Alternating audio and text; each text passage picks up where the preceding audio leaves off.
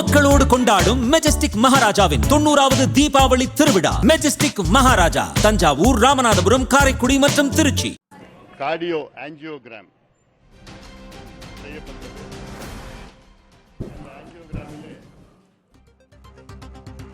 பாமக தலைவர் அன்புமணி செய்தியாளர்களை சந்தித்து வருகிறார். அதனை பார்க்கலாம். நன்றாக இருக்கிறது, பயப்படுவதற்கு எதுவும் இல்லை, ஐயாவுக்கு எந்த பிரச்சனையும் இல்லை என்று இருதய மருத்துவ நிபுணர்கள் சொல்லியிருக்கின்றார்கள். மேலும் 2 நாட்கள் மருத்துவமனையில் ஐயா ஓய்வெடுக்க வேண்டும்,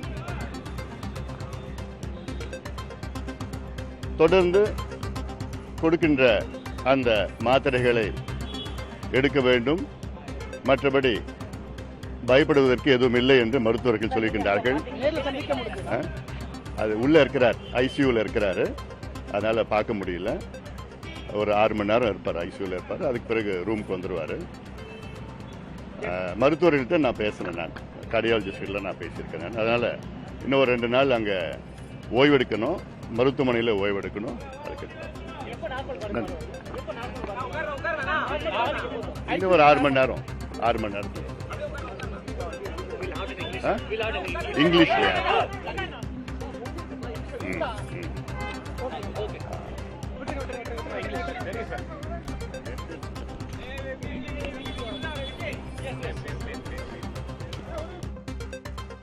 பாமக நிறுவனர் ராமதாசுக்கு ஆஞ்சியோகிராம் சிகிச்சை அளிக்கப்பட்டிருப்பதாகவும், அவர் தற்போது தீவிர சிகிச்சை பிரிவில் உள்ளதாகவும், அவரை சந்திக்க முடியவில்லை என்றும் அவருடைய மகனும் பாமக தலைவருமான அன்புமணி செய்தியாளர்களை சந்தித்த போது தெரிவித்திருக்கிறார். சற்று முன்பாக அவர் மருத்துவமனைக்கு வந்து ராமதாஸை சந்திப்பதற்காக வந்தார். ஆனால் ராமதாஸ் தற்போது இதய பிரச்சனை காரணமாக அவருக்கு ஆஞ்சியோகிராம் சிகிச்சை அளிக்கப்பட்டு தற்போது தீவிர சிகிச்சை பிரிவில் சிகிச்சை பெற்று வருவதாக அன்புமணி தெரிவித்திருக்கிறார். ராமதாஸிற்கு பயப்படும்படியாக எதுவும் இல்லை என்றும் அவர் தெரிவித்திருக்கிறார். ஐசியூவில் இருப்பதால் அவரை நேரில் சந்திக்கவில்லை என்றும் அன்புமணி பேட்டியளித்திருக்கிறார்.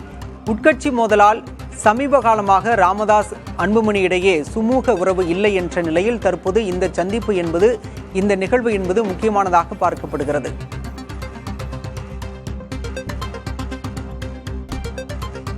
சென்னை அப்போலோ மருத்துவமனையில் பாமக நிறுவனர் ராமதாஸ் அனுமதிக்கப்பட்டிருந்த நிலையில் அவருக்கு ஆஞ்சியோகிராம் சிகிச்சை அளிக்கப்பட்டிருக்கிறது.